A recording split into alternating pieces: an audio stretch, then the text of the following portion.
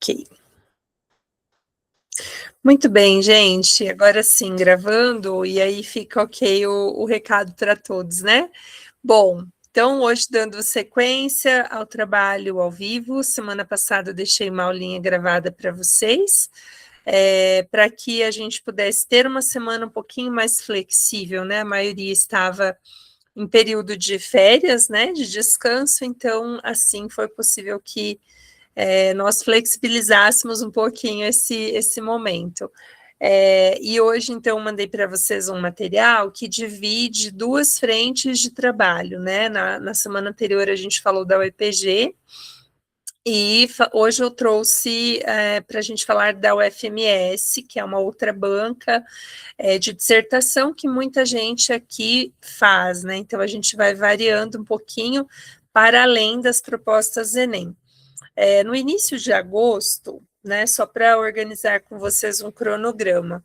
Então, início de agosto, a gente começa um período de retomada e aprofundamento da base Enem, fazendo novamente uma retomada do ciclo Enem, aparando, né, observando os pontos de maior dificuldade, e depois todas as divulgações do INEP, né, que falou sobre aspectos da correção. Então a gente tem, né, um ponto a mais agora para fazer os aprofundamentos. Daí agosto, setembro, outubro serão meses em que a gente trabalha com bastante afinco os aspectos, os detalhes, né, do texto Enem, a fim de revisar todos os eixos. A gente já passou por todos eles, e aí a gente começa um processo de aprofundamento e retomada, né, das bases dos eixos, também para que vocês possam revisitar aspectos de dificuldade, e aí 2 propostas por semana. Então eu vou intercalando uma proposta modelo Enem e um outro texto de outra banca dissertativa, para que vocês possam fazer essa dupla preparação, tá bom? Gente, vamos lá então, ó. Vou pôr aqui o nosso slide da semana, e a gente começa falando do tema, né, da semana, depois comparação com a UFSM, então com a FMS, coloquei ali para que vocês possam ver, então, essa distinção. Coloquei um texto que é um texto de nota máxima, e assim a gente vai, então, caminhando para essa nossa análise de hoje, tá? A aula do dia, eu coloquei aqui referente ao dia 21/7, porém, hoje a nossa aula 22/7, só a título de observação. Muito bem, gente, vamos lá então. E hoje saiu nota UEM, né? Hoje saiu nota da UEM, a UEM, para variar, fazendo a gente passar um pouquinho de raiva, soltou nota, depois suspendeu, soltou de novo, mas no fim dá tudo certo. Gente, vamos lá então, ó, caminhando aqui para o nosso tema dessa semana, eu peguei tema relacionado a meio ambiente, um tema especificamente relacionado a questões climáticas, né? Então, assim, a gente vem trabalhando diferentes eixos, eu acho super importante passar por eixos que vocês tenham normalmente demonstrado mais dificuldade. Então, eu vou avançar aqui para a proposta, depois a gente volta para os textos de apoio. Ó, então, para hoje, desafios para enfrentar as mudanças climáticas no Brasil, né? Então, vamos abrir falando um pouquinho do eixo temático, vou pôr aqui também no chat. Ó, então, desafios para enfrentar as mudanças climáticas no Brasil. Vou pedir para vocês, sempre como a gente faz, aquele momento da anotação, para que vocês consigam iniciar fazendo essa retomada do que é o aspecto geral temático. Temas de meio ambiente, né? Então a gente vai falar um pouquinho dos repertórios também, das proposições de desenvolvimento. Então eu gostaria que começassem fazendo a anotação do eixo temático e pensando então em qual é o papel de cada palavra inicialmente, né, nessa primeira parte da nossa análise. Vamos lá. Dar um minutinho de silêncio para vocês, e aí fazemos sequência de análise e orientação. Vamos lá.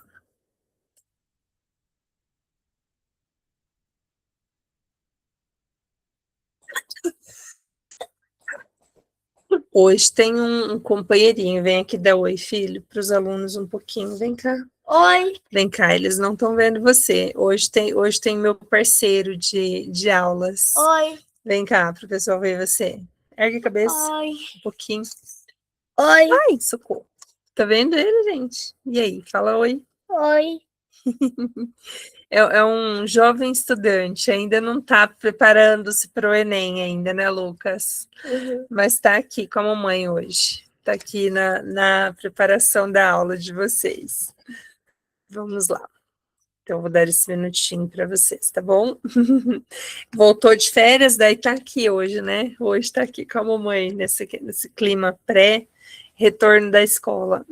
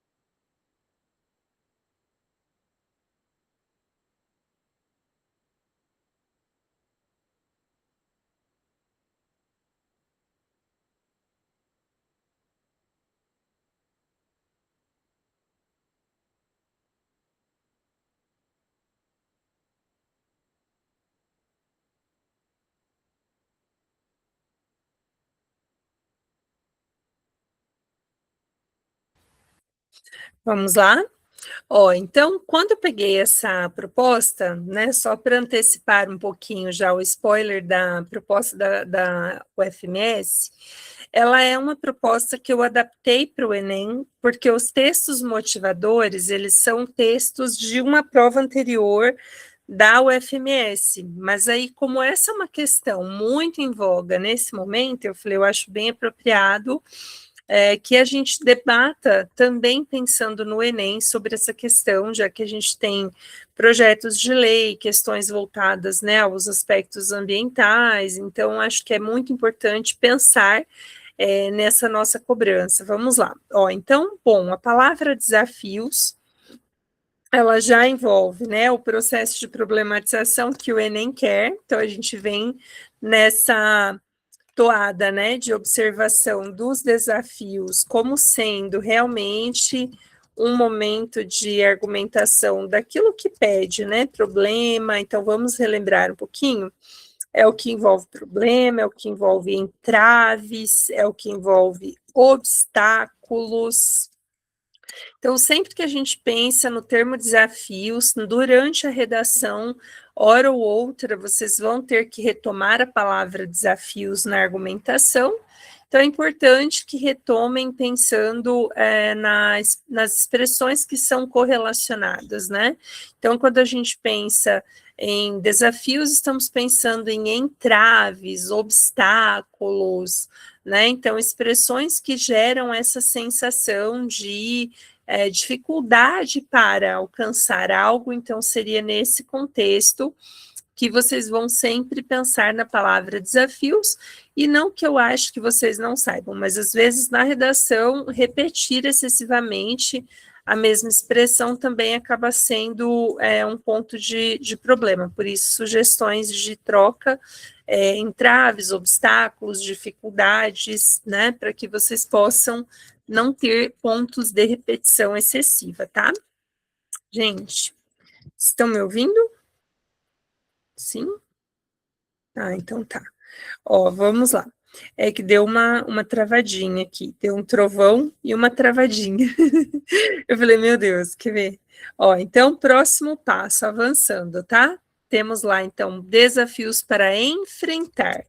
E aí, também na palavra enfrentar, o que vocês vão anotar junto comigo? Enfrentar, a gente leva para o lado da dificuldade de superar, né? De combater, tá? A gente vai pensar nas dificuldades de superação, né? A dificuldade de enfrentamento é uma dificuldade de superação, é uma dificuldade para combater, para promover mudança, extinção desse problema.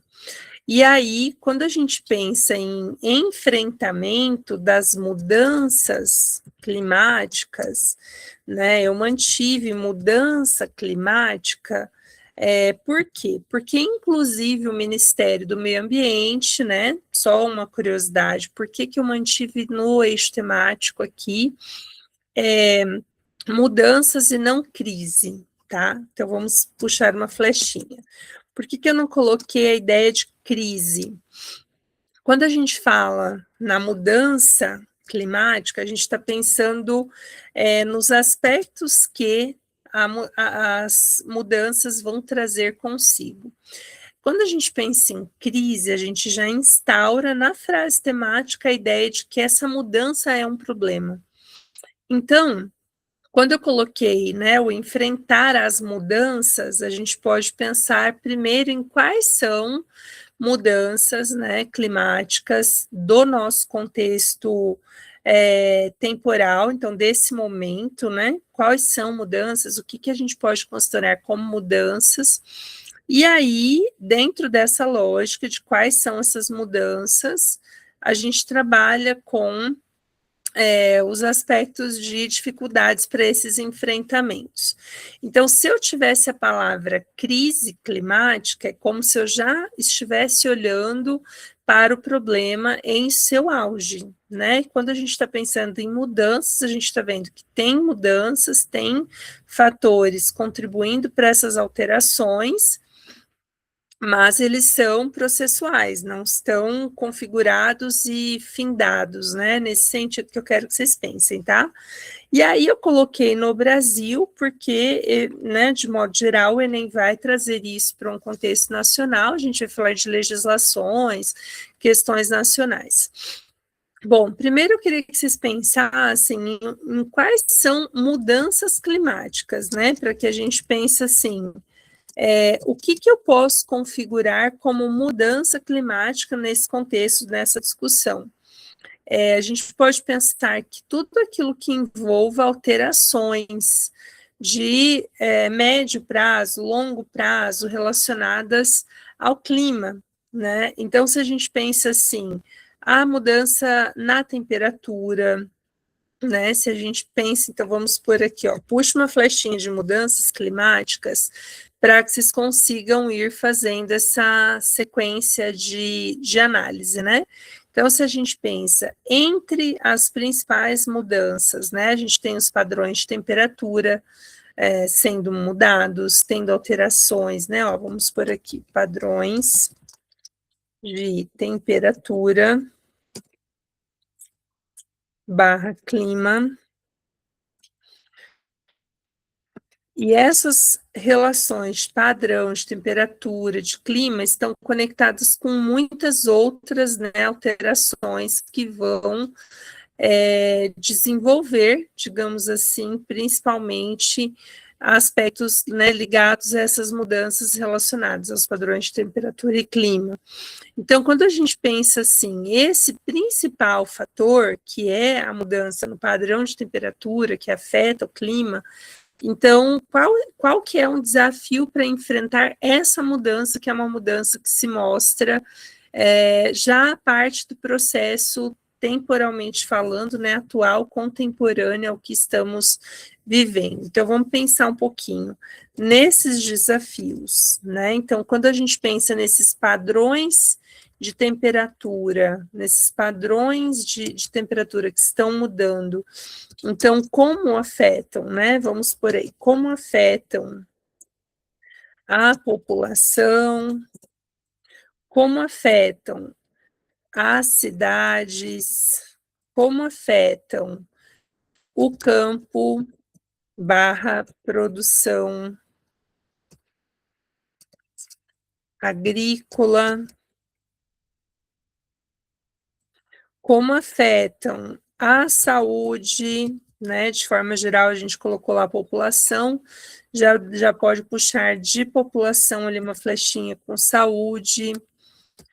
E aí a gente pode pensar no quanto isso então afeta, coloquei saúde, economia, e assim a gente ficaria aqui, né, assim, 2 dias, escrevendo várias questões específicas que estão sofrendo alterações por conta desse fator central que é a mudança no padrão de temperatura.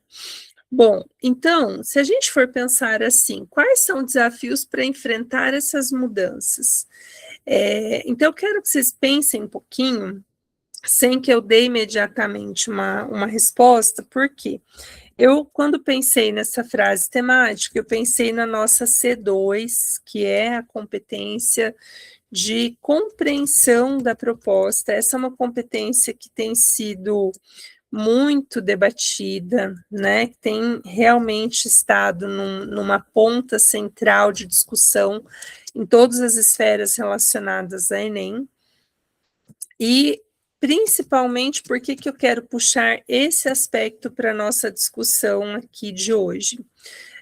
Porque não é uma frase temática difícil, mas ela pode induzir vocês a uma compreensão parcial da proposta. Então, eu quero que vocês pensem o que será que essa proposta vai exigir de vocês, qual é o aspecto central que a proposta quer de vocês. A gente já trouxe a minúcia, né, que são os desafios para enfrentar as mudanças climáticas. A gente já sabe que os desafios são as dificuldades, a gente já sabe que as mudanças climáticas estão atreladas à mudança do padrão de temperatura, e isso gera uma série de alterações, né? Então, chuva, umidade, dispersão de gases poluentes, enfim, vários fatores estão correlacionados. E o que eu quero é que vocês trabalhem, né, com a sugestão de compreensão assim, o que eu consigo abordar nessa redação, né? Então, não é para falar só o tipo de problema, mas qual é a dificuldade para enfrentar isso? Vamos pensar um pouquinho? Nessa redação, gente, quanto à tese, tá? Que é a parte de problematização, a gente pode pensar que na introdução, de modo geral, vou colocando aqui enquanto vocês estão pensando, introdução e a parte do repertório, parte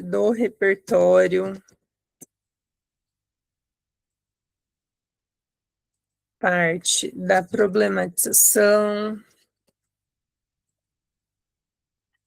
e parte da tese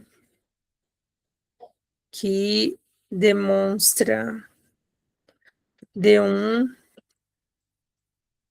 e D2. Então, a gente vai pensando um pouquinho nisso e vocês vão amadurecendo as ideias de argumentação. Vamos lá.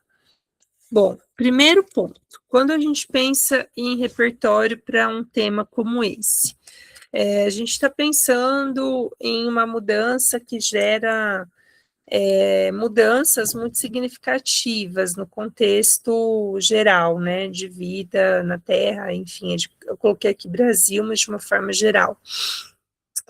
A gente pode pensar num início que eu acho bem legal para um tema, sim, uma sugestão, e aí vocês vão me falando outras, tá, gente? Ó, a teoria de Gaia Então, o que é a teoria de Gaia? Aquele contexto que é um contexto de perfeição, tudo dá certo, tudo funciona, né? A natureza respeitada, a ideia, né, digamos assim, da mitologia mesmo e sua simbologia, né? Então, o que é a teoria de Gaia? A teoria de Gaia, ou como também hipótese de Gaia, é aquela ideia de que existe uma referência de organismo vivo, né? Então, todas as partes importam, todas as partes são conectadas, e quaisquer referências à teoria de Gaia, que é da mitologia, né? Deixa eu pôr aqui a orientação para vocês. Teoria de Gaia, então, vem da mitologia. Mitologia é um tipo de início interessante, né? Então, a deusa grega, que é a deusa Gaia, ela também é conhecida, né, na sua concepção como Mãe Terra, tá? Então, a gente pode pensar que nesse processo, nessa teoria, a Terra é como se fosse um organismo vivo, respeitado, né, em sua completude. E isso gera uma relação de contraposição. Então, quer dizer, se é um organismo vivo, se é um organismo coletivo, né, que se pauta na sua completude, então o desrespeito a esse organismo vivo fere a concepção de organismo, né, que tem suas partes respeitadas. Então, a gente pode trabalhar com essa contraposição, seria uma boa analogia. E outros repertórios, assim, a gente pode pensar na literatura, né, então a gente está falando de um tema que envolve o eixo meio ambiente.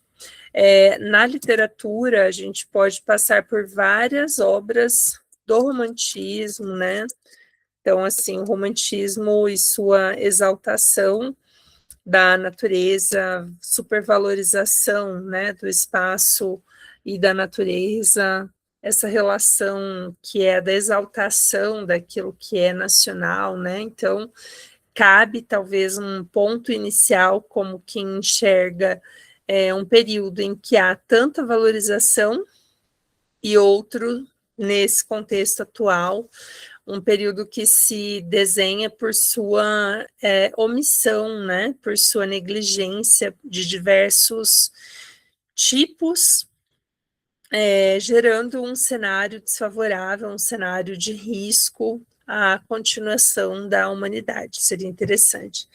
Bom, para filme, série e assim de modo geral, né, a parte fílmica, documentário. Então, a gente tem também muitas, principalmente as distopias, né? Então, o que são as distopias? Quando vocês forem pensar em uma distopia, é aquele livro, aquela série, aquele documentário não, perdão, o livro, o filme, a série que projetam uma realidade que aparentemente seria muito distante, né? Mas que demonstra-se, digamos assim, uma teoria possivelmente, potencialmente aplicável num contexto não tão distante assim. Não sei se vocês assistiram já, tem uma série, né? Aproveitando que vocês estão num período de pseudo-férias, eu falo pseudo-férias porque tem muita gente estudando para valer, eu sei, né? Fazendo muitas coisas e, enfim. Tem uma série chamada Expresso do Amanhã, né, que eu acho que pensando nessa questão climática, de padrão de temperatura, né, que a gente falou das mudanças, principalmente climáticas, ela é uma série distópica, não sei se alguém já assistiu, nem todo mundo gosta, né, desse tipo de série. Então ela se chama Expresso do Amanhã, e ela não é tão recente, tá? Honestamente, eu assisti uma parte, porque eu nunca consigo gabaritar assim, né? Ver totalmente as séries. Eu vejo, às vezes, partes, vou fazendo o que é possível. Mas tem essa série Expresso da Manhã, e ela é uma série que tem um trem que foi criado para manter como se fosse uma nova Arca de Noé, por isso que eu digo que é uma distopia. E a série, ela retrata um contexto, assim, que a temperatura da Terra ela chegou a tamanho ápice, né, tão quente, que os cientistas projetaram um resfriador.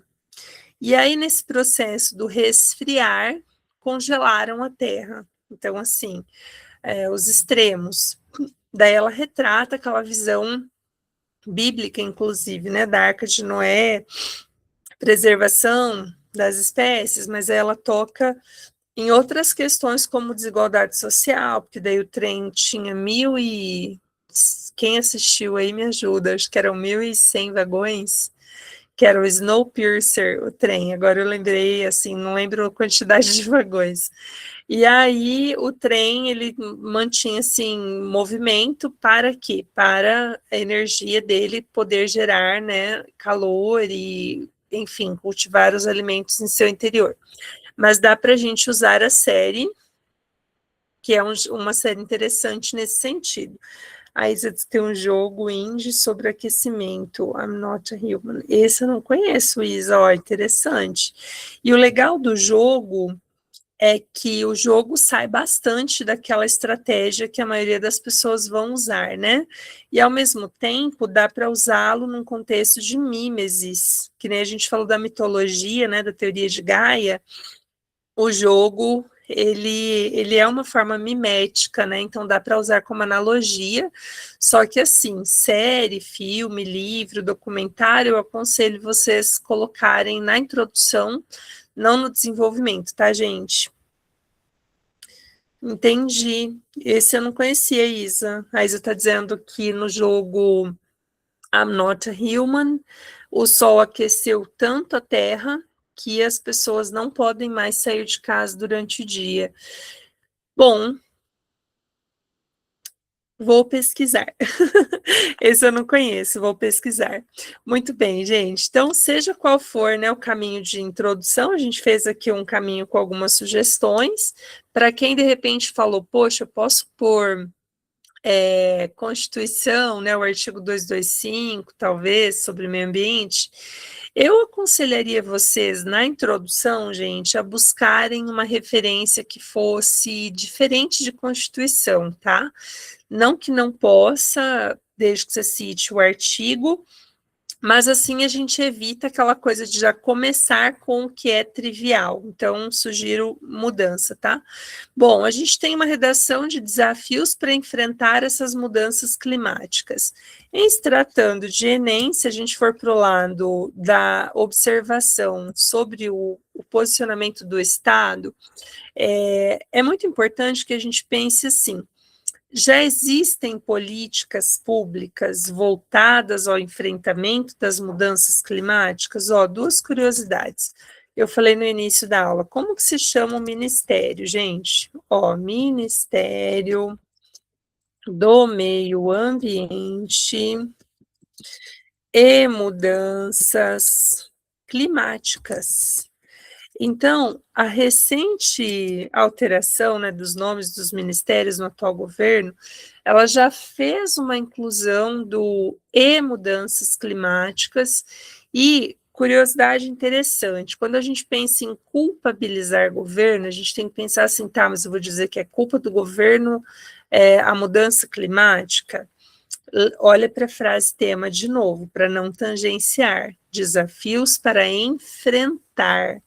Então, quando a gente teve o caso das enchentes do Rio Grande do Sul, falou-se muito do quê? Na dificultosa situação da preparação das cidades para essas mudanças geradas pelo padrão diferente de temperatura, mudança climática que isso tem trazido. Então, eu pedi lá em cima para vocês pensarem no ambiente urbano, produção agrícola, porque tudo isso está sob qual bojo, sob qual condição? Sob uma legislação que não tem ainda bem definidas políticas públicas de enfrentamento, né? Então, a gente pode falar que existe uma insuficiente, tá? Ó, insuficiência de políticas públicas voltadas à preparação das cidades para as mudanças climáticas. Pro, eu posso falar, se eu quiser especificar, da insuficiência de políticas públicas voltadas à preparação da produção agrícola porque o Brasil é um grande produtor agrícola, né? Quem talvez aqui do grupo tem familiares que são produtores agrícolas sabe que as mudanças climáticas elas já vêm atingindo a produção de uma forma muito sistemática, né?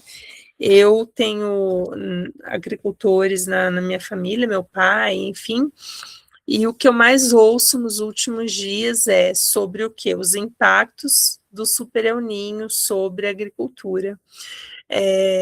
E aí, eu não sei alguém aqui da turma tem familiar que é da agricultura, gente? Porque eu enfrento muito assim, quando eu digo assim, olha, pai, mas a gente tem que olhar que isso da temperatura, né? Eu explico de uma forma até muito simplista, sem ser especialista, mas eu falo, não vai ter uma mudança, a gente precisa talvez refletir sobre as práticas, né? Sobre a própria cultura que eles usam atualmente de plantio, mas é difícil porque para quem é da agricultura, principalmente, e vocês, filhos, né, parentes de agricultores, sabem que é muito difícil, eles são muito resistentes, né, em pensar em qualquer mudança. Por quê?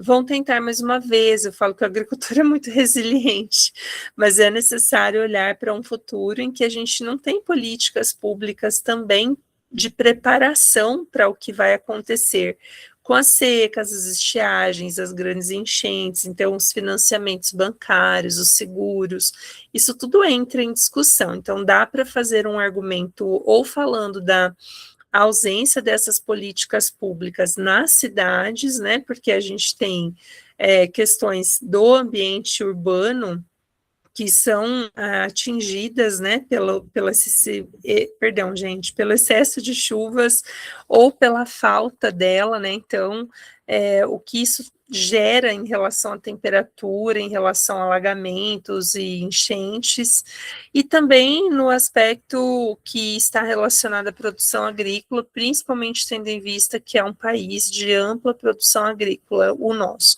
Então, aí sim caberia pensar, né, em questões ligadas à responsabilização do Estado, não culpabilizando o Estado pelo aquecimento global, por exemplo, mas sobre a falta de ações que gerem uma boa preparação, que permitam uma preparação eficiente para superar, para combater as dificuldades que essas mudanças vão gerar para a população. Bom, além disso, qual que é um outro ponto que a gente pode discutir, pessoal? A gente pode pensar assim, bom, existe uma falta, né, de ações da parte do Estado, mas também existe uma dificuldade de a população, de fato, contribuir de forma individual. Então, esse argumento ele tem que ter um cuidado para não ficar muito generalizado, para a gente não pôr assim. Ó, vou pôr um exemplo aqui no chat, vou falar também, daí vocês colocam a anotação, a gente vai modulando isso aí, tá? Se nós pensarmos em omissão ou negligência dos cidadãos, lembra que não pode pôr nós, né? Em relação ao que intensifica, tá? Então, em relação ao que intensifica essas mudanças, nós podemos pensar na ideia de inércia social. O que é inércia social? É uma população, então, que não é ativa na mudança, ela é passiva, ela é espectadora, ela assiste a população, né? Ela assiste o problema acontecendo, ela entende que é um grave problema, mas ela não se envolve em mudanças eficientes nesse sentido. Bom, então eu posso pensar na falta de quais ações, né? Então, vou pôr aqui um pontinho de interrogação para vocês pensarem em exemplos concretos, tá? E a gente pode pensar nesses exemplos concretos como um complemento, tá? Como um complemento da explicação desse argumento, para o qual eu diria, se vocês forem seguir essa linha de argumentação, a gente tem do Hans Jonas o princípio de responsabilidade, né? O princípio de responsabilidade. E a gente tem do Thomas Marshall também o conceito de cidadania, que pode muito bem servir para valorizar qual é a responsabilidade que o cidadão tem, né, relacionado a essa situação. Então, a gente pode pensar, sim, nesse viés. Bom, eu diria que a gente tem agora, pensando em C5, quais cuidados? A gente pode pensar em educação ambiental, se nós pensarmos numa população que é omissa e não é participativa, né, das ações que demandam mudanças individuais, a educação ambiental, por meio de campanhas institucionais, pode ser um caminho, não só na escola, tá? As campanhas institucionais, elas são as campanhas que têm o viés de orientação. Elas são institucionais porque elas são promovidas pelo governo, não pela população. Podemos pensar também, daí, no Ministério do Meio Ambiente e Mudanças Climáticas. Então, a gente pode pensar nesse agente, que é um agente central dessa proposta, atuando em que sentido? Atuando num sentido de quem promove essa discussão, né, que é uma discussão sobre políticas públicas voltadas à preparação das cidades, né? Então, políticas públicas voltadas aqui, né? Então, a preparação das cidades, há uma ampliação da cobertura e orientação sobre os plantios, o atendimento das áreas agrícolas, vai depender do que vocês argumentaram lá na parte do governo nesse caso, tá? Bom, essas são algumas ideias, né? E aí, vocês viram que é um tema tão denso esse, né, gente, que requer tanto cuidado com a argumentação, que eu acabei não chegando aqui na UFMS, que é uma prova que eu quero muito discutir com mais tempo.